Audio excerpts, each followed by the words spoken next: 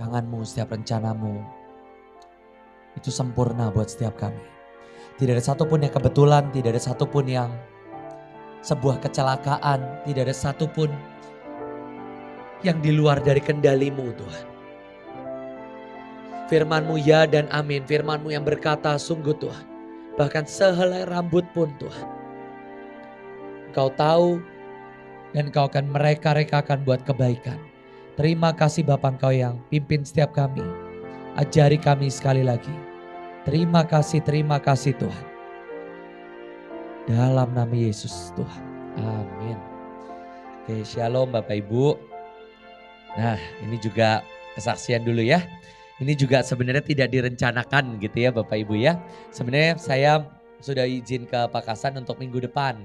Saya bilang udahlah supaya nggak lama, udah besok deh sekalian. Tapi ternyata 3 jam gitu ya perjalanan dari Bekasi ke Tangerang gitu. Kemarin sempat ke sini, saya pikir 2 jam itu udah lama karena saya kemarin dari Bekasi ke Tangerang ke sini ke GWR 2 jam itu udah lama banget. Jadi saya pikir udahlah masa iya sih kena macet 2 kali dalam seminggu, ternyata pecah rekor lagi. Oke. Dan saya juga sebenarnya enggak ini, tapi izinkan saya share satu yang saya lagi renungin semuanya Bapak Ibu semuanya. Kita ini lagi bicara tentang pemuritan dan saya berdoa satu hal yang lagi saya renungkan, yang lagi saya siapkan. Ini juga hal yang saya bawa ke pemurid-pemurid saya, pemuritan-pemuritan saya. Juga yang saya bawa buat anak-anak generasi demi generasi di bawah saya. Gak bisa dipungkirin Mahanaim ini regenerasi. Saya gak bicara tentang umur. Meskipun mungkin saudara umurnya lebih tua dari saya secara KTP. Tapi saudara ini sebenarnya angkatan selanjutnya dari Mahanaim dan Bahtera. Dan izinkan saya share satu hal yang saya berdoa ini bisa jadi berkat buat setiap saudara. Saya lihat dalam pengikutan kita akan Tuhan, kita ini ada 3 level. Minimal ini yang sedang saya pelajari. Saudara mari kita buka sama-sama di 1 Samuel 14 ayat yang ke-7. Satu firman yang gak apa-apa pakai masing-masing aja ya. Saya gak siapin PowerPoint, maaf saudara. Saudara bisa keluarkan di handphone saudara masing-masing. 1 Samuel 14 ayat yang ke-7. Ini ayat yang mungkin saudara udah sering baca, saudara sudah sering tahu juga. Ini ayat tentang pembawa senjata. Hari itu firman Tuhan mengatakan bahwa ada seorang pembawa senjata dari Yonatan. Dan firmannya bagus loh. Dia ini sangat sepakat dengan Yonatan. Katanya lakukanlah niat hatimu, sungguh aku sepakat. Dalam bahasa Inggrisnya NIV berkata, aku tuh bersamamu sampai hatiku dan jiwaku ikut bersamamu. Cik. Sampai hatiku dan jiwaku itu sepakat dengan kau.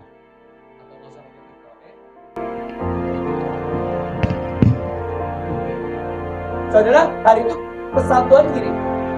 Lakukanlah niat hatimu Yonatan. Oke. Lakukanlah niat hatimu. Sungguh aku sepakat. Saudara kata sepakatnya dahsyat tuh. Hati dan jiwanya ikut. Saudara banyak orang ikut dalam pelayanan. Hati dan jiwanya gak ikut. Cuman mulutnya doang. Ya kita mau renovasi. Ya sepakat. Nabur enggak. Ikut doa enggak. Ikut bantu enggak. Dikirim juga enggak. Pokoknya sepakat. Saya nggak ngomong ada lagi yang bibir, buang-buang duit, nah itu udah lebih kacau lagi. Tidak nih, ini saya ngomong udah orang yang lumayan, yaitu orang yang sepakat. Nggak apa-apa, saya nggak kabur-kabur. Sampai hati dan jiwanya ikut. Dan menurut saya ini level yang bagus. Banyak orang ikut, ini saya bicara bukan cuma mengikut kepada satu orang ya. Tapi bicara kepada pengikutan kepada satu yayasan, satu gereja, satu pelayanan. Hati dan jiwanya ikut. Menurut saya ini oke. Orang ini not bad. Hatinya ikut, jiwanya ikut. Ya kita mau renovasi. Atau oke, kita mau bikin KKR, pasar murah. Hatinya ikut, jiwanya ikut doa keliling. Ikut tanya bagian saya apa, ikut tenaga, ikut waktu, doa, nabur. Apa yang dia bisa, apa yang hatinya punya, apa yang jiwanya punya, dia masukin ke situ. Tapi saudara ini tuh baru level pertama. Kalau saudara pelajarin, pembawa senjatanya ini sebenarnya buat kemenangan yang dahsyat. Dia gak pegang senjata, yang pegang senjata cuma Yonatan sama Saul kata Alkitab. Di seluruh Israel gak ada senjata, termasuk si pembawa senjatanya. Berarti pada waktu perang di 1-14, pembawa senjatanya ini baku hantam loh dia. Benar-benar tangan kosong. Dan firman Tuhan mengatakan Yonatan dari depan, pembawa senjatanya dari belakang. Tapi modal sepakat, modal heart and soul, modal percaya, modal apa? Benar-benar bukan cuma percaya tapi ikut baku hantam, membawa kemenangan. Satu perikop setelahnya dikatakan firman Tuhan, dan kemanapun Saul pergi berperang ada kemenangan. Pokoknya tiba-tiba ada kemenangan. Tapi firman Tuhan juga menceritakan si pembawa senjatanya ini mati bersama Yonatan. Satu itu. Dua, namanya aja nggak tahu kita siapa. Budi, Joko, Anto, Yohanes, Petrus, kita nggak tahu namanya siapa. Pokoknya si pembawa senjata. Saudara, ada satu level dalam pengikutanmu akan satu pelayanan, satu organisasi, satu gereja, satu orang, satu pemimpin. Kamu heart and soul. Saya rasa saudara bukan orang-orang yang sudah nggak sepakat lah. Saudara ini udah sepakat. Saudara sampai sejauh ini saudara udah sepakat. Tapi saudara baru level pertama. Yaitu apa? Ya saudara sepakat, hati, jiwamu sepakat. Nah, coba kita belajar level yang kedua. 1 Tawarik 11 ayat yang ke-11. Ini juga ayat yang saudara sering baca. Inilah daftar para pahlawan yang mengiringi Daud. 1 Tawarik 11 ayat yang ke-11. Ada Yasobam bin Hakmoni, ada Eleazar anak Dodo, yang mereka dikenal dengan sebutan Triwira. Mereka ini Triwira yang menurut saya bukan cuma modal sepakat. Dia bisa mendengar dan dia mengenal selera pemimpinnya. Saudara, yang namanya heart and soul itu disuruh baru jalan, betul ya? Ya, kita mau bikin ini, dia baru jalan. Tapi ada level yang kedua, minimal namanya kita tahu. Namanya tertulis, ada Eleazar, ada Yasobam, namanya ada. Dan mereka ini bukan cuma pembawa senjata. Firman Tuhan mengatakan dia pemimpin dari pembawa senjata. Keren loh. Jadi dia punya nama, dia duduk di tahta, dan dia adalah seorang pemimpin yang berkuasa. Lumayan. Modalnya apa? Dia kenal pemimpin. Coba sederhana. Misalnya, saya nggak tahu lah ini renovasi siapa yang mengidekan. Contoh, tiba-tiba di sini ada yang kotor. Ada nggak saudara yang, oh iya ya, pemimpin saya atau minimal Tuhan saya nggak suka ada yang kotor. Maka saya harus sikat nih. Nanti semua pulang, saya sikat deh. Atau saya pernah ada pengalaman karpet kebakar, itu digunting kotak, terus ditempel lagi. Ini Triwira. Otaknya jalan kalau saya bilang nih. Dia bukan cuma modal pesuruh. Saudara tahu ya kalau punya anak buah yang modal disuruh doang itu rada ribet, tapi ya udah gitu ya. Nggak ada inisiatif ya, saudara tahu ya kalau di kerjaan. Nggak punya inisiatif. Pokoknya kalau saudara suruh dia jalan, ya sepakat lah. Tapi ada orang yang enggak. Dia punya inisiatif. Dia tahu seleramu apa. Dia tahu selera Tuhan apa. Contoh, ini kita udah masuk bulan Desember. Pasti ada banyak acara Natal. Misalnya, saudara tahu, oh iya, kita ini mau acara Natal pasti pengeluaran banyak. Saya mau mulai jualan nastar atau jualan bingkisan Natal supaya nanti uangnya bisa dipakai buat Bethlehem mau bikin acara. Ini Triwira. Otaknya jalan nih orang. Ada nama, jadi pemimpin dia.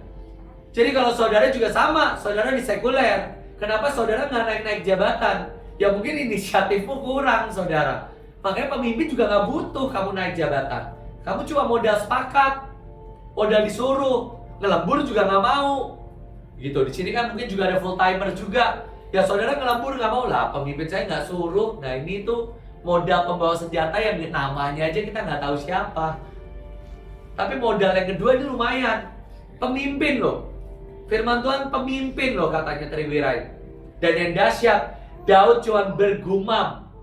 Bergumam itu mungkin kalau kita sekarang apa ya? Duh haus nih. Atau mungkin cuma gitu. Dan dia kenal bukan cuma air biasa loh. Dikasih air yang pasti Daud suka. Kita nggak nyembah orang. Kita nggak nyembah manusia di tempat ini. Tapi saudara tahu nggak yang jadi selera Tuhan melalui para pemimpin? Saudara tahu nggak hadirat Tuhan?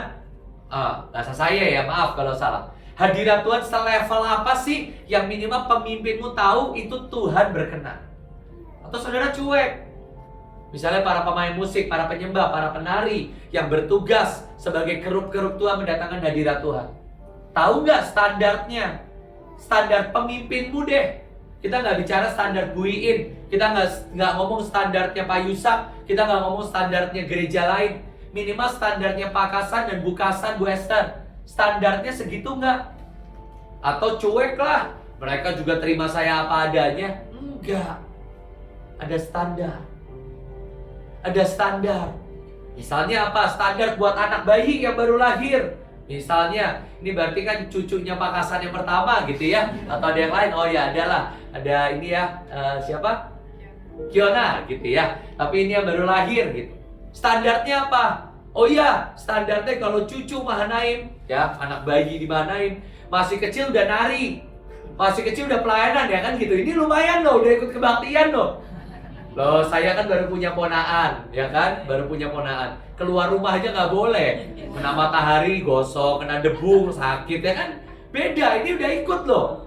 Gitu, udah ikut isi cawan, doa sampai setengah 8 malam, masih ikut doa. Standar. Minimal, dia tahu, oh iya, saya sebagai pengikutan saya akan Tuhan, melalui pelayanan Bethlehem, ada standar. Bukan disuruh, bayimu bawa sini, sepakat Pak, itu bukan. Tahu ada standar dalam kehidupan. Nah ini level kedua, tapi yang pernah saya sampaikan juga, sayangnya semua nama pahlawan ini tidak pernah masuk di dalam silsilah istana Daud. Waktu Daud di goa, mereka ikut. Waktu Daud masuk istana, mereka nggak pernah bisa ikut. Kenapa? Ada yang miss dari mereka. Saya bisa jabarkan mungkin apa, mereka mungkin nggak tahu manner, mungkin mereka kurang bijaksana, kita bisa bahas banyak. Tapi saya mau ajak untuk setiap saudara masuk ke level yang ketiga. Langsung aja. Kejadian 39 ayat yang ketiga. Kejadian 39 ayat yang ketiga. Ini jadi perenungan saya dan ini yang saya lagi omongin ke semua. Kan kita pemimpin ada tugas pemuritan ya. Ini yang saya omongin terus-menerus. Kejadian 39 ayat yang ketiga. Kita bicara tentang orang yang ketiga namanya Yusuf. Yusuf itu juga anak buah loh. Betul ya? Yusuf itu anak buahnya Potifar dan anak buahnya Firaun. Yusuf itu AB-nya Potifar dan AB-nya Firaun. Kenapa Yusuf bisa masuk istana? Saya lihat ada satu unsur yang tidak ditulis dimiliki oleh pembawa senjata Yonatan dan pembawa senjatanya Daud.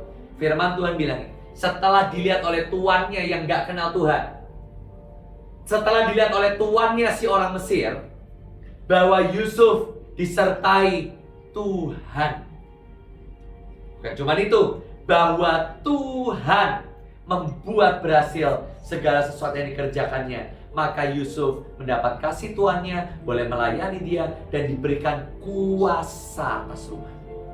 Saudara, level yang pertama pesuruh, level yang kedua ada inisiatif. Menurut saya level yang ketiga, saudara jadi seorang teman sekerja bagi Tuhan. Apa yang membedakan? Tuhan mengenal. Saudara, saya bisa pastikan di tempat ini, di sini pemimpin saudara Pak Kasan, Bu Esther. Oke, di atas-atasnya ada mungkin ada saya, ada Bu Iin, ada Pak Leo, banyak. Tapi di sini saudara melihat Pak Kasan dan Bu Esther. Saudara tahu, saya pastikan kepada setiap saudara, mereka juga seorang bawahan dari Tuhan Yesus. Betul ya Pak Kasan dan Bu Kasan? Kalau saudara berhenti pengikutanmu akan Tuhan cuma di Pak Kasan dan Bu Kasan, saudara nggak akan bisa naik. Kenapa? Mereka toh seorang bawahan. Saya toh juga seorang bawahan. Kalau saudara berhenti cuma di melayani saya, melayani Pak Kasan, melayani Bu Esther, saudara nggak akan pernah bisa masuk istana. Kenapa? Saudara nggak kenal bosmu yang sesungguhnya. Saudara harus ngerti, bosmu juga punya bos. Saudara yang kerja sekuler, saudara pasti tahu, saudara setinggi, misalnya saudara manajer, di atasmu mungkin ada supervisor, di atasnya itu masih ada owner. Jadi kalau ownermu ngomong, saudara nurut. Nah, banyak orang kurang ajarnya di sini. Oh, saya manajer Pak, di atas saya ada, oke lah, anggap ada supervisor. Ownernya ngomong, maaf saya nggak kenal kamu, saya kenalnya, kurang ajar, dipecat itu. Misalnya nih, meskipun Christopher di pabrik udah bos, menurut saya bos paling atasnya masih Pak Kasan. Ada anak buah berani, maaf Bapak Kasan, saya nggak kenal kamu. Oh udah, itu nasibnya pendek itu. Saya cuma mau nurut sama Christopher, Bapak Christopher yang terhormat. Pak Kasan saya nggak kenal. Udah, nasibnya pendek itu. Saudara nangkap ya? Karena pada akhirnya kita ini nggak bangun organisasi di bumi. Pada akhirnya kita ini sedang bangun sesuatu yang sifatnya kekal. Kami ini cuma mbak-mbak elit. Tapi kami ini juga cuma mbaknya Tuhan. Kami ini cuma pesuruh-pesuruhnya Tuhan. Meskipun Pak Kasan juga seorang orang sekuler yang diberkati Tuhan, dia tetap mbaknya Tuhan. Betul ya Pak ya? Dan kalau saudara pengikutanmu akan Tuhan, pengikutanmu sebagai orang Kristen berhenti di Bapak Kasan, dan saudara tidak kenal Tuhan, dan Tuhan tidak menyertaimu, Tuhan tidak membuatmu berhasil, saudara nggak akan bisa masuk istana Bapak Ibu. Mending kalau istana di bumi. Kalau istana di akhirat, pusinglah saudara. Pak, tapi saya anak buahnya Pak Kasan. Oh maaf, surga bukan punya Pak Kasan. Ada owner di sini. Siapa ownernya? Oh maaf, saya nggak kenal. Mungkin bosnya bapak saya, nggak bisa. Yang punya surga masih Yesus, bukan Bu Iin loh. Bukan Pak Petrus Agung loh. Nah, banyak orang menurut saya lupa poin ini. Mereka hebat sekali di pelayanan. Hebat sekali apa? Nari, pegang sound, multimedia. Bahkan mereka eksekutor hebat. Deklarasinya hebat, khotbahnya hebat. Tapi nggak kenal Tuhan. Maka saya bisa pastikan umurmu akan pendek. Karena kami, para pemimpin yang membawa saudara di pelayanan, tujuan kami bukan gereja di bumi. Tujuan kami terserah owner kami, terserah bosnya kami juga. Saya ngomong ke satu orang, dan dia nanya gini, kok kenapa saya harus ikut doa malam? Kan kami itu ada doa malam. Saya bilang, saya mau kamu ikut doa malam. Kenapa saya harus ikut doa malam? Kan saya udah bantuin semua pelayanan yang lain. Iya, karena saya mau kamu semakin kenal Tuhan.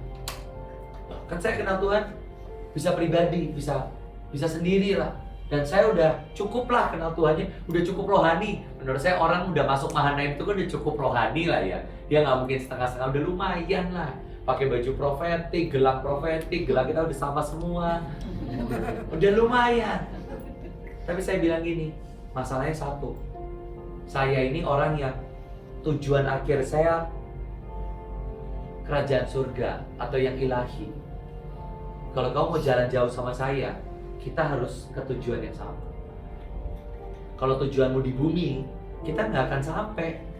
Tujuannya beda kita. Bukan cuma berhenti tengah jalan, enggak. Kamu beda jalur. Beda jalur kita. Kalau kamu mau sama saya, mau lama sama saya, mau kita jalan jauh, kamu ikut saya ke tempat yang ilahi juga. Kamu harus kenal sama bosnya saya. Bosnya saya akan saya sembah di jam besok, di jam malam. Dari jam 8 malam sampai jam 5 pagi, saya akan cari bos saya di situ. Saya mau kenalin kamu sama bosnya saya. Ya, firman Tuhan. Bahkan ini orang Mesir loh, ini cerita tentang Potifar ya, belum Firaun. Dia nggak kenal loh Tuhan. Dia nggak kenal Allah Jehovah, Allah Adonai dia nggak kenal. Tapi melalui Daud, melalui Yusuf dia kenal. Saya tambahkan, ada ayat, mari kita buka sama-sama. Hosea 6 ayat yang ketiga. Marilah kita mengenal dan berusaha sungguh-sungguh mengenal Tuhan. Ia pasti akan muncul seperti fajar, ia akan datang seperti hujan pada akhir musim yang mengairi bumi. Saudara, menurut saya ada yang berbeda dari angkatan demi angkatan. Ini saya share kemarin di Hananel. Saya merasakan gimana pun waktu masih ada 6 hamba Tuhan, masih lengkap. saya ini punya perspektif akan Tuhan yang lebih 3 dimensi, saya katakan. Dulu papa saya tuh suka cerita gini, kalau kamu mau menjelaskan siapa itu Tuhan, itu susah. Kenapa? Kita itu seperti makhluk 2 dimensi, ya, makhluk 2 dimensi kertas, dan Tuhan itu makhluk 3 dimensi. Jadi kalau Tuhan nempelin tangannya, kamu akan berkata Tuhan itu ya jari. Kalau Tuhan nempelin rambut, ya Tuhan itu warna hitam. Dan kamu akan coba mengerti Tuhan itu seperti apa. Nah, gimana pun waktu ada zaman Pak Petrus Agung, Pak Yusa, Pak Daniel, kalau bahasa saya ya maaf kalau salah. Kita mengenal Bu Iin, dari Bu Iin, Tuhan itu Tuhan yang strict dan Tuhan yang galak. Pokoknya hadirat Tuhan nggak naik, Tuhan tuh marah. Itu yang kita kenal dari Mahanaim. Dari Pak Yusa, ternyata Tuhan tuh santai banget loh bos. Tuhan santai bos, asal kita menghormati, asal saudara berlutut, Tuhan oke lah, Tuhan cincai. Saya kenal dari Pak Daniel, ternyata Tuhan sangat klinik. Kalau nggak ada dupa, Tuhan nggak mau datang.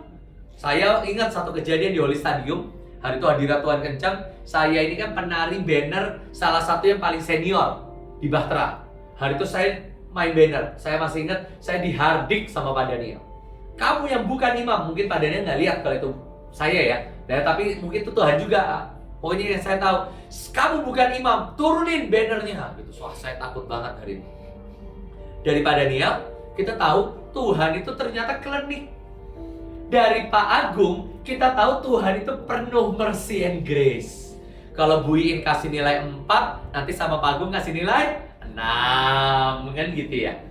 Nah, buat saya, gimana pun angkatan-angkatan Bahtera awal, kita itu kenal Tuhan banyak sisi. Saya nggak bilang lengkap, karena menurut saya belum lengkap pastinya ya. Karena banyak lah, sisi Tuhan masih banyak. Tapi kita akan kenal Tuhan. Nah, saya nggak bisa pungkirin, ini contoh anak-anak generasi ya. Saya nggak ngomong umur.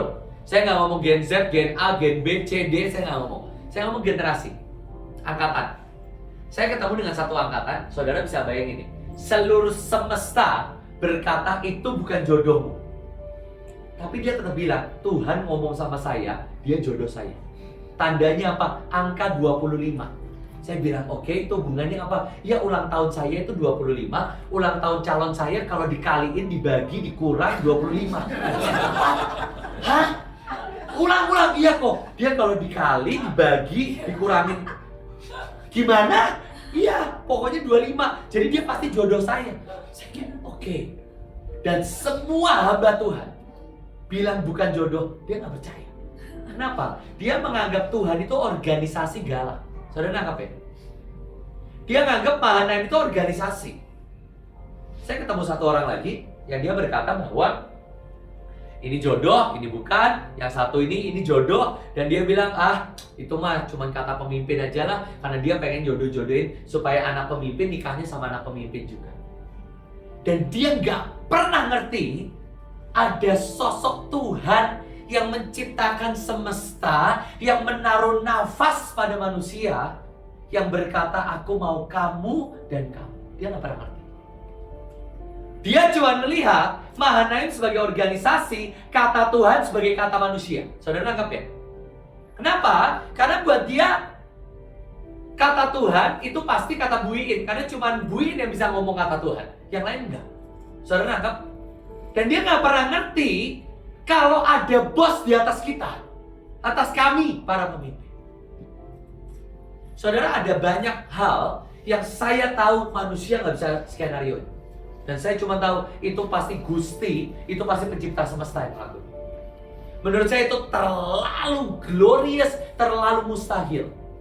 Banyak kejadian, cuma saya rada lupa konteksnya, saya tulis di buku sih, meskipun saya lupa bagian mana. Contoh-contohnya tuh berapa kali saya berantem sama istri saya. Berantem, dan saudara bisa bayangin pendetanya tiba-tiba menegur, hai istri, kamu tunduklah kepada suami. Dan saya cuma tahu, ya ampun Tuhan, aku tuh cuma manusia jelata yang dibela sama Tuhan. Dan tiba-tiba istri saya, kan biasa kita duduknya tetap sebelahan. Istri saya nengok, nangis-nangis karena dia tahu itu Tuhan yang ngomong. Kita nggak nganggap itu manusia. Dan kita nggak ada yang nganggap, oh pasti Joshua cerita nih. Nggak ada. Semua kita tahu itu Tuhan yang ngomong. Coba angkatan di bawah kita. Wah Pak Jos, Ngomong-ngomong nih, kalau kita lagi berantem, bener nggak? Wah, Pak Jos minta pembelaan nih. Kenapa? Karena mereka menganggap Mahanaim cuman organisasi. Mereka menganggap Bu In cuman manusia yang mendengar perkataan dari orang-orang sekeliling. Berapa banyak haters yang saya temuin dan dia bilang, iya Bu In berubah karena sekarang dia dengerin kata orang-orang di sekelilingnya yang sesat. Berapa banyak? Mereka lupa kami ini punya bos di atas kami. Dan seringkali yang mengintervensi itu siapa? Bos kita di surga. Saudara masih ingat waktu kamera dicuri, tiba-tiba pencurinya balik menyerahkan diri? Itu kalau bukan Tuhan siapa? Saya. Oh iya Pak, itu sebenarnya pencurinya teman saya sih. Enggak kan? Itu orang tok-tok yang akan berpikir semua bisa saudara jelaskan dengan manusia. Karena engkau nggak pernah kenal Tuhan. Kenapa sih Tuhan biarin kita kecurian? Dan kenapa sih waktu kita bertobat Tuhan balikin? Karena Tuhan. Saudara ada yang bisa menjelaskan kejadian itu? Ada yang bisa jelasin? Yang pertama nggak ada orang. Yang kedua semua orang lagi kumpul. Coba itu kalau bukan Tuhan, gimana? Itu bukannya menarik sekali kejadiannya. Saya punya satu kesaksian lain. Kemarin saya pelayanan di panti cacat ganda. Maaf, namanya juga panti cacat ganda. Itu mulai dari Down syndrome, cerebral palsy, sama semua macam-macam. Yang maaf, ada yang sampai tulangnya kebalik, cuman bisa di kasur. Saudara percayalah, kita ngomong apapun mereka nggak paham. Ya, panti cacat.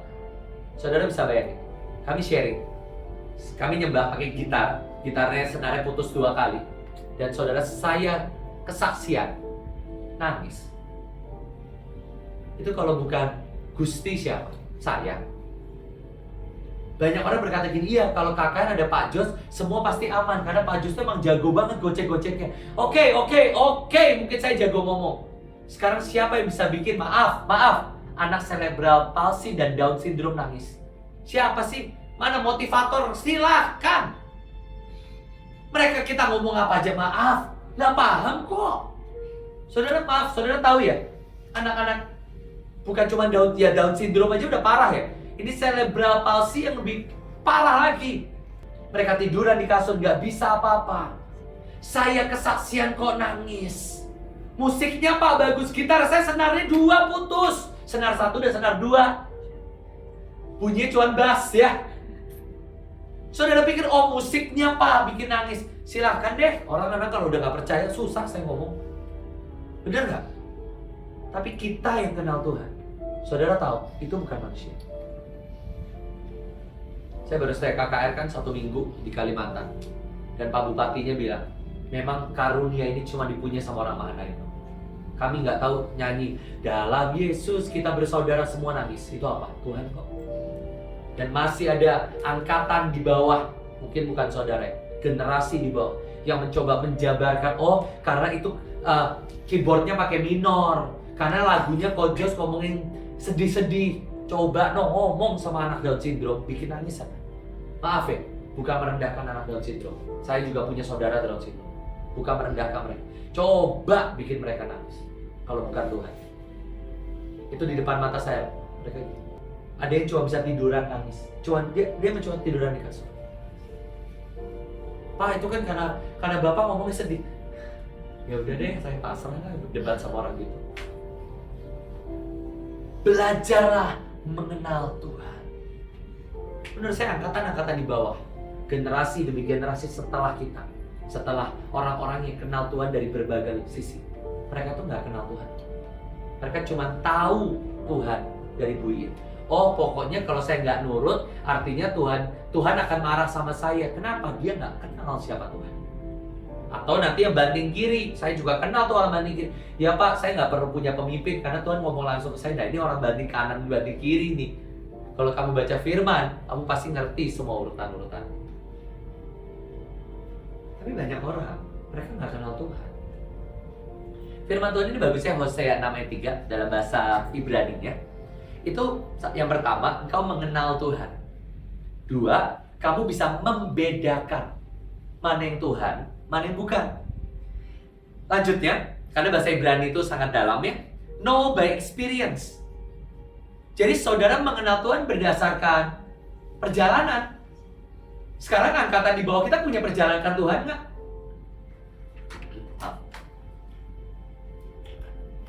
Ke Israel 1 pesawat, yang nanggung kan ibu. Renovasi mungkin yang nanggung Pak Hasan. Saudara punya perjalanan nggak sama Tuhan pribadi? Saya sendiri punya banyak kesaksian. Hari itu 9 November, 8 November ulang tahun Mahanaim. Uang saya itu pas-pasan. Kami lagi ada bayar-bayaran.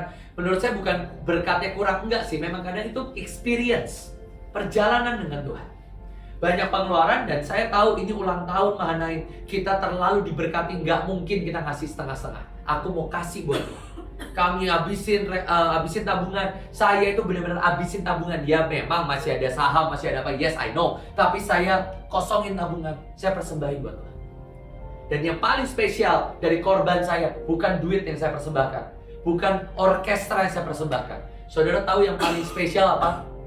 Bu Iin tidak memujinya. Itu paling spesial. Itu yang paling spesial. Bu Iin nggak notice. Oh ya, semuanya bagus, puji Tuhan, terima kasih. Tidak dipuji. Itu korbannya sesungguhnya. Saya cuma bilang gini, Tuhan tolong jagain hatiku Tuhan. Ini duit udah saya habisin, tapi nggak ada pujian. Bahkan Bu Iin ya ngomong gini, Jos kamu ngasih berapa? 5 gram. Oh cuma 5 gram. Saya gini, Tuhan jagai hatiku nggak marah. Tolong Tuhan. Bu Iin nggak tahu itu uang saya udah saya masukin semua itu. Itu uang saya semua itu. Bu Iin nggak tahu. Tapi buat saya gini, oke Tuhan, saya mau jadikan ini mesbah saya selanjutnya, mesbah yang ketiga. Ada uang, ada emas. Mesbah ketiga apa? Nggak dihargai. Oke lah. Atau bukan nggak dihargai lah, lebay banget ya. Nggak dipuji. Nah, nggak dihargai malah lebay ya, nggak dipuji. Saudara tahu ya, setelah kejadian ini, bukan cuma mercy loh. Mercy iya. Tapi secara pribadi bahkan emas yang saya tabur Tuhan balikin sampai 6 kali lipat saudara. Dalam 3 minggu. Itu apa? No by experience. Saya nggak nyari duit, enggak. Nggak setelah itu, ya tanyalah di grup raja-raja. Saya juga nggak minta persembahan waktu kita lagi ngurusin tabut. Yang jemaat kita nggak nawarin, malah beberapa jemaat ngomel. Ya Pak, tahu gitu saya ikutan nabur gitu. Enggak, kenapa? Kita mau keluarin dari kita sendiri. Saya nabur buat tabut paling sedikit. Saudara udah dengar kesaksiannya kan? Saya nabur paling sedikit. Nanti kalau semua surat udah diberesin, saya memang pengen bawa ke Tangerang. Tapi karena sekarang suratnya itu masih mati Bapak Ibu. Jadi surat STNK itu masih mati. Jadi buat bawa ke Tangerang saya rada takut karena kejauhan. Tapi saya udah bertekad banget ya, perlu bawa ke Bethlehem, perlu bawa ke GWR. Tapi saya lagi planning. Nah, tapi buat saya apa? Itu no by experience. Saudara, saya jelek-jelek gini ya, saya pengalaman akan Tuhan tuh banyak. Saya pernah ketemu, pertama kali pengalaman saya akan Tuhan umur 16, waktu saya ketemu kapak merah, yang saudara juga udah dengar kesaksian. Saya nyetir mobil, ada preman. Saya nggak bisa minta tolong mama saya, papa saya. Semua orang Mahanaim saya nggak bisa tolong, kapaknya di leher. Pak, tunggu 1 jam lagi ya orang Mahanaim datang buat kamu. Kan nggak bisa, kapaknya di leher. Harapan saya satu-satu cuma siapa? Tuhan. Hari itu saya kenal Tuhan sebagai perisai saya gitu. Karena kaca mobil saya nggak pecah. Demi perjalanan, Tuhan nemenin saya. Saya kan pernah mau bunuh diri. Saya pernah cerita ya, alay banget, lebay banget ceritanya lah. Singkat cerita, saya mau bunuh diri Bapak Ibu, mau nabrakin mobil gitu. Memalukan sekali ceritanya. Tapi di situ dimana saya mau nabrakin diri, tiba-tiba Tuhan duduk di samping saya. Saya lagi nyetir, saya tahu ada orang di samping saya nggak berani nengok. Nggak ada orang, tapi saya nggak berani nengok. Kenapa? Saya tahu itu Tuhan. Dan Tuhan cuma bilang, ayo tabrakin kalau kamu bisa. Saya cuma getar, saya nangis sejadi-jadinya. Saya bertobat. Dah sejak hari itu nggak berani, saudara. Sejak hari itu nggak berani. Saya cuma tahu ada orang duduk di samping saya. Saya cuma tahu itu. Ada presence manusia lain di samping saya. Dan saya tahu itu Tuhan. No by experience. Tapi apakah angkatan demi angkatan, generasi demi generasi, mereka juga punya? Atau mereka cuma bilang, iya ya, Kojos itu keren, Pak Hasan keren, diberkati. Hey, Tuhan juga mau jalan sama Bapak Ibu. Tuhan juga mau jalan sama bahkan bayi yang masih kecil. Oh ya, mungkin kesaksian saya tentang anak ya, karena ngeliat bayi. Hari itu kan saya sepedaan sama Elion. Tiba-tiba Elion tuh masukin kakinya ke roda. Dan tuh bengkak seperti patah kaki anak saya. Itu masuk ke roda, saya tarik aja nggak bisa. Saya teriak-teriak minta tolong, ya kompleks kosong kan. Jadi saya tarik, benar-benar keluar dari roda. Saya gendong sepedanya, saya tinggal. Bawa ke rumah, Cimel datang, wah ini ada kemungkinan retak gitu. Hari kedua udah lari ngejar kucing. Dan ternyata nggak ada retaknya. Ya udah sehat. Sekarang udah bekasnya pun nggak ada. Saya nangis, saya bilang, Tuhan, kaki anakku aja kamu pelihara. Kaki anakku itu saya tahu tuh ya retak lah. Orang saya lagi jalan sepeda, dia masukin kok. Dan dikeluarin nggak bisa dari sepeda. Sampai bengkok. Nah, saya cuma apa? Saya tahu itu Tuhan. Dia apa? Jehovah Rafa. Kaki bayi dia jagain. Masa hidup saya enggak sih? Kaki bayi aja dia jagain. No by experience. Tapi ada lagi yang bagus. Mengenal, makanya mau dikasih tugas. Makanya mau diperintah. Itu kira-kira bahasa Indonesia gitu. Kamu kenal Tuhan, makanya kamu mau dikasih perintah. Saudara, banyak orang kamu ini nggak kenal. Coba misalnya di sini ada orang yang tolong beri saya minum, ya saudara kan nggak tahu dia siapa. Tapi pengenalanmu akan Tuhan membuat engkau siap kasih korban, membuat engkau doa sampai larut malam. Kenapa? Kamu kenal. Misalnya tiba-tiba di sini ada Bu Iin, khotbah sampai jam 10 malam. Mungkin saudara betah kok, karena saudara kenal. Oh iya, ini sosok yang saya hormati, yang saudara kenal. Tapi misalnya di sini ada hamba Tuhan yang apalah saudara nggak kenal siapa, marah-marah, ngomel-ngomel gitu. Khotbahnya lama ya saudara, Pak ini sibuk ini kayaknya, saya ambil handphone keluar. Karena nggak kenal. Tapi kata mengenal Tuhan, itu artinya kamu kenal, makanya mau dikasih perintah.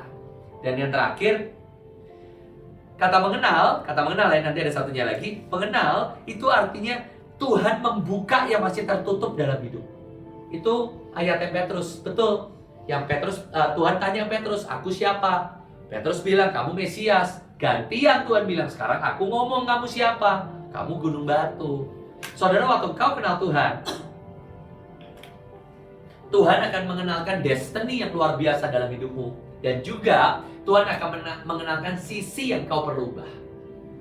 Ternyata kamu ini masih simpan kemarahanmu sama orang tua misalnya, atau sama istri, sama anak. Kamu masih cinta uang. Pengenalanmu akan Tuhan membuat Tuhan mengekspos semua kelemahan itu, dan saudara berangsur-angsur kau berubah.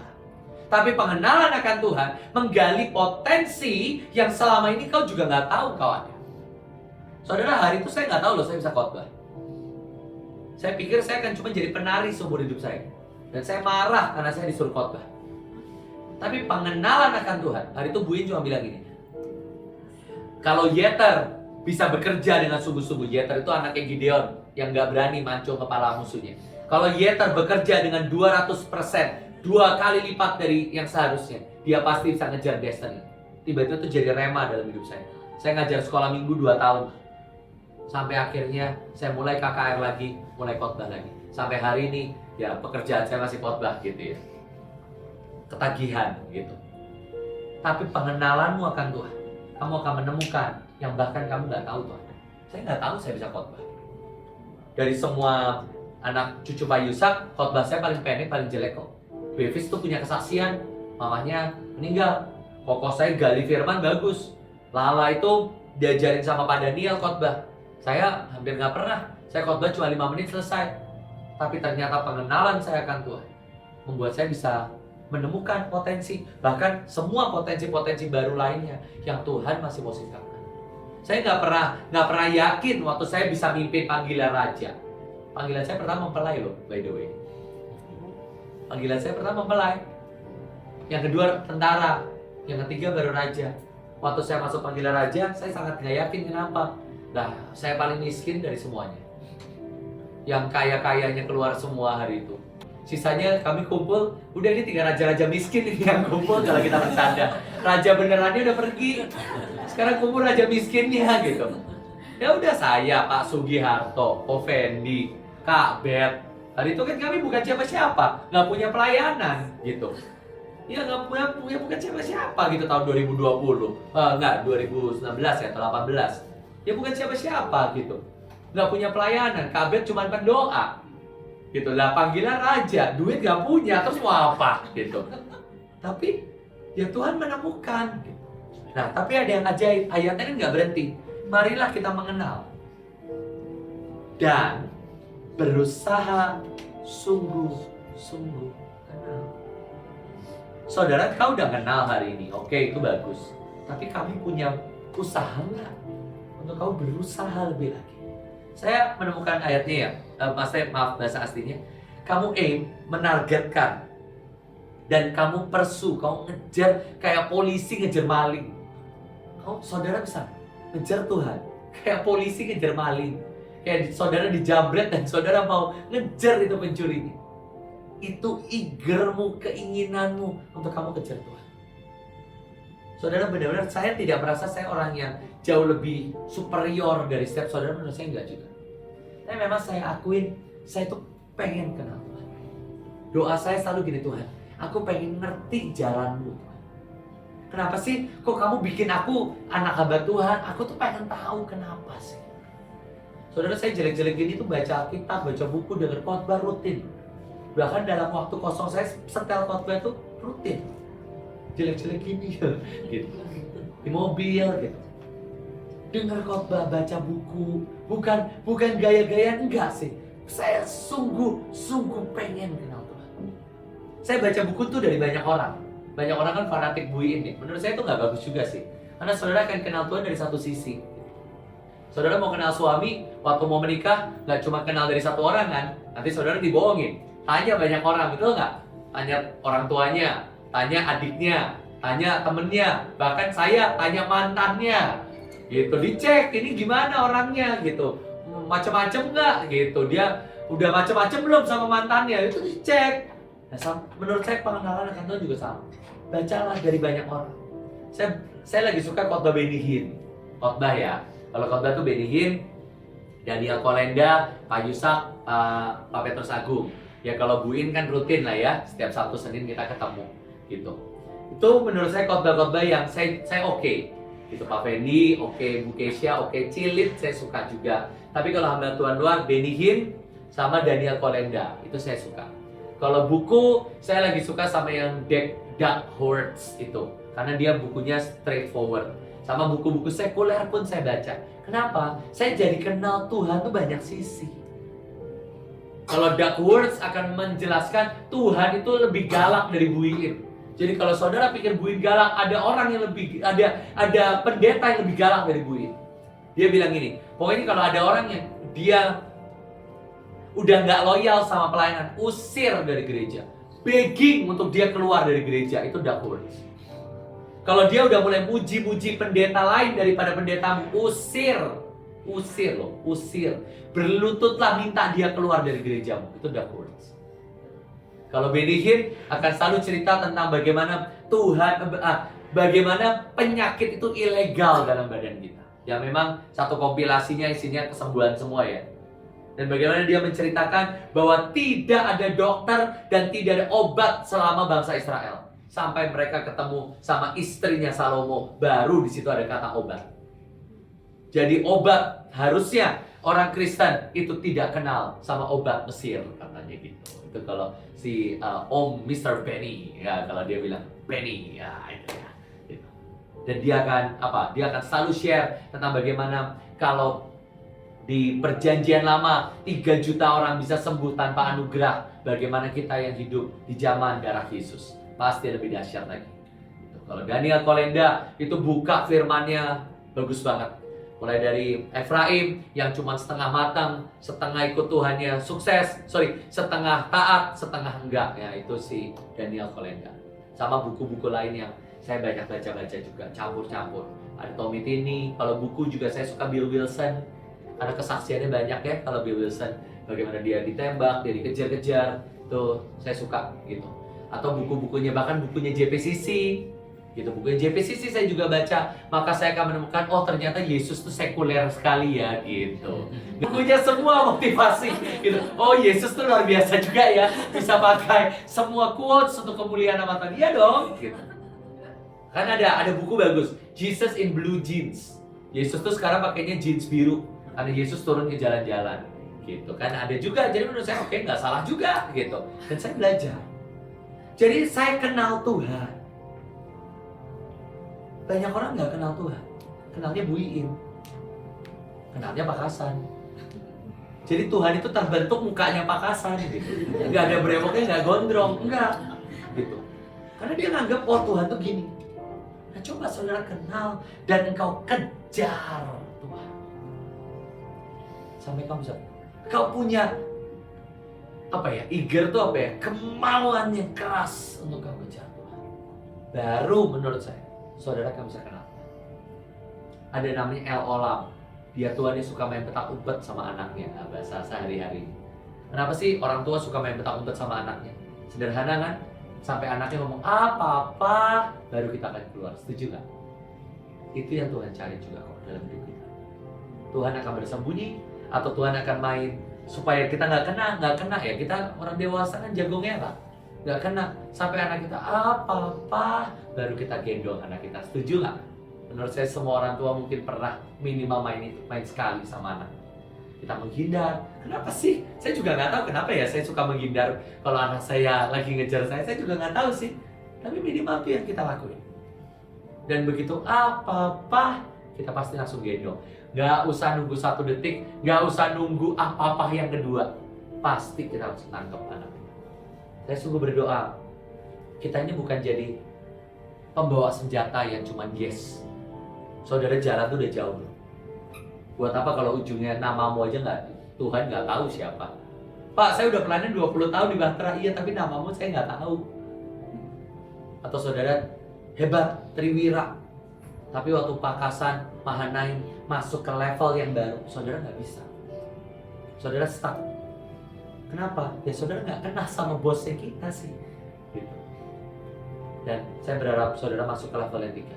Saudara mengenal dan saudara dikenal Tuhan. Amin. Yuk mari kita doa sama-sama.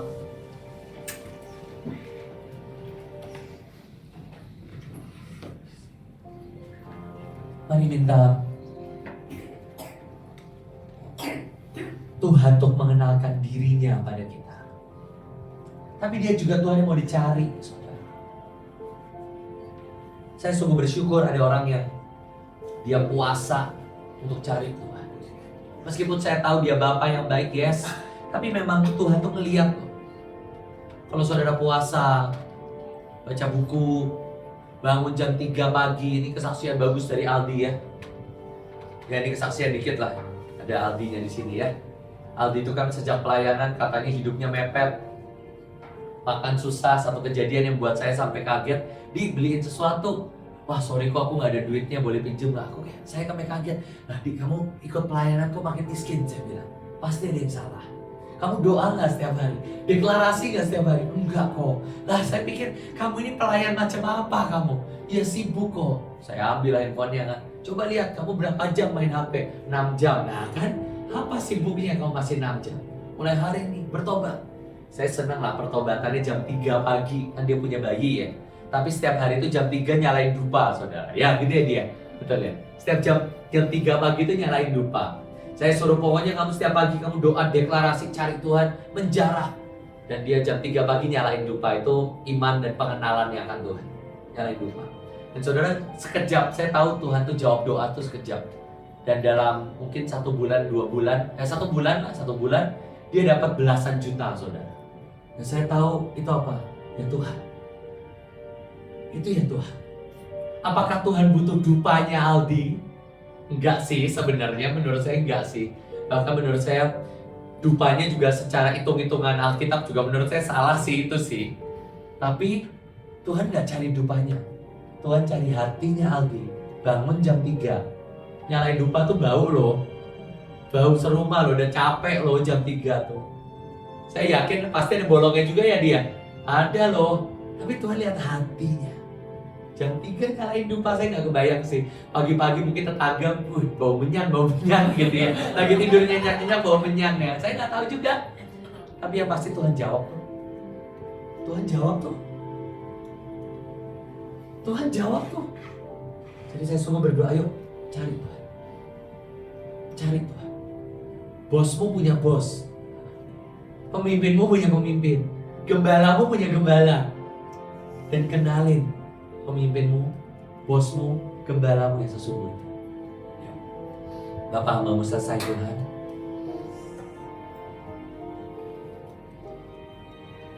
Hamba berdoa biar Bethlehem mengenal Kamu Tuhan. The greatest thing in all my life. The greatest thing in all my life.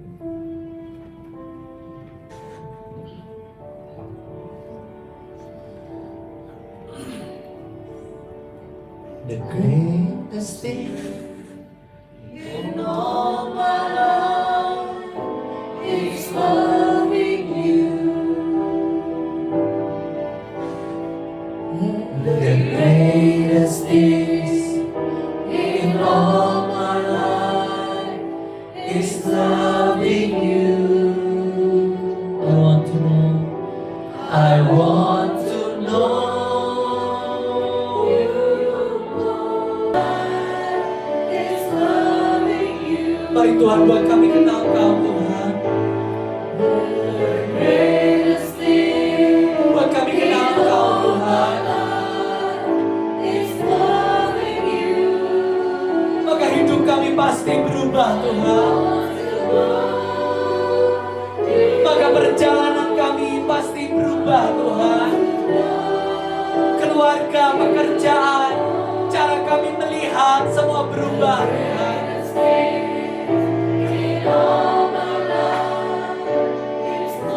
Mari katakan I want